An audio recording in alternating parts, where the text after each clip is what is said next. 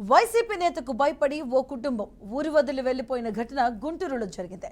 బాలాజీరావుపేటలో clinic నిర్వహిస్తున్న జయశ్రీని ward councillor Mughal Rahmat Baig బెదిరించినట్లు బాధిత మహిళ తెలిపింది. ట్రీట్మెంట్ విషయంలో ఇద్దరి మధ్య వివాదం చెలరేగింది.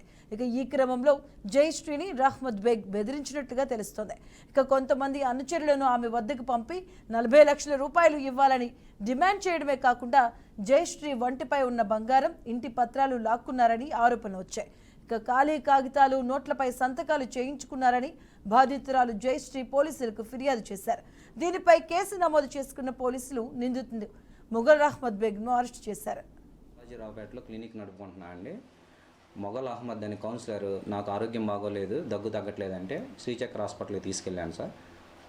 ఆ సమయంలో మా ఆవిడ అతన్ని చూపించేసి ఆరోగ్యపరంగా అన్ని టెస్టులు చేయించి మందులు రాసి బయటకు వచ్చినాక మా మిస్సెస్ ఫోన్ చేసి క్లినిక్ దగ్గర ఏదో న్యూసెన్స్ జరుగుతుందంటే నేను గవర్నమెంట్ హాస్పిటల్ దగ్గరికి వెళ్ళాను సార్.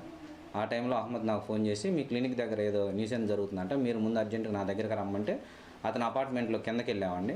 ఈలోపు ఇద్దరు మా మీద దాడి చేశారు. దాడి చేస్తే మేము భయకంపితులు అయితే మీకేం కాదు, నువ్వు మా ఇంట్లో పదా అని వాళ్ళ ఇంట్లోకి తీసుకెళ్లారండి.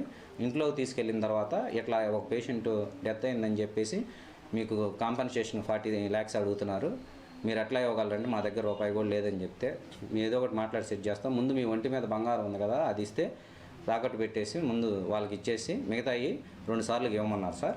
అప్పుడు ఆ బంగారం అంతా మేము అతనికి ఇస్తే పాత శివాలయం దగ్గర గౌస్ అండ్ జ్యువెలర్స్లో తీసుకెళ్ళి తాకట్టు పెట్టేసి ఆ బంగారం ఆ డబ్బులో 5 లక్షలు తీసుకెళ్ళి వాళ్ళకి ఇచ్చారండి.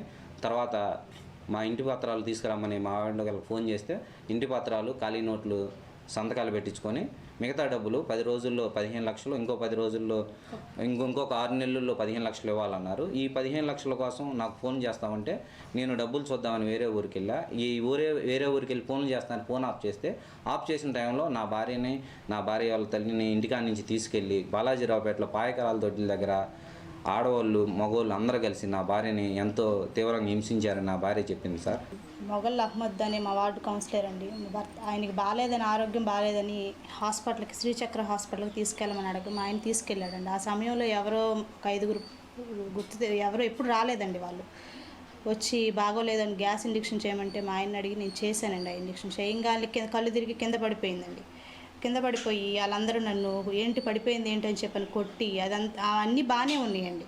కొట్టి ఆటోలో తీసుకొని ఆమెని హాస్పిటల్లో తీసుకెళ్దాం పదా అని చెప్పని హాస్పిటల్లో తీసుకెళ్లారండి. తీసుకెళ్ళి నేను హెల్త్ హాస్పిటల్కి పదమని చెప్పానండి. అటునుంచి హెల్త్ హాస్పిటల్ రాకుండా మార్కెట్ వైపు వెళ్ళిపోతున్నారు. మార్కెట్ వైపు వెళ్ళిపోతున్నారు ఏంటి అని చెప్పని నేను అడిగితే అక్కడ అడిగితే నన్ను కొట్టారండి. అక్కడ బాగా దిగి వాళ్ళందరూ 5 మగవాళ్ళు కలిసి, అంటే ప్లాన్ మీద అండి ఇదంతా. ఒక 5 హాస్పిటల్కి ఎందుకు వస్తారండి, 5 ఆడ మనిషిని తీసుకొని 5 ఎందుకు వస్తారు, నేను వాళ్ళందరూ పేషెంట్లు అనుకుంటున్నాను. వచ్చి నన్ను బాగా అక్కడ మార్కెట్ దగ్గర ఆపి కొట్టారండి.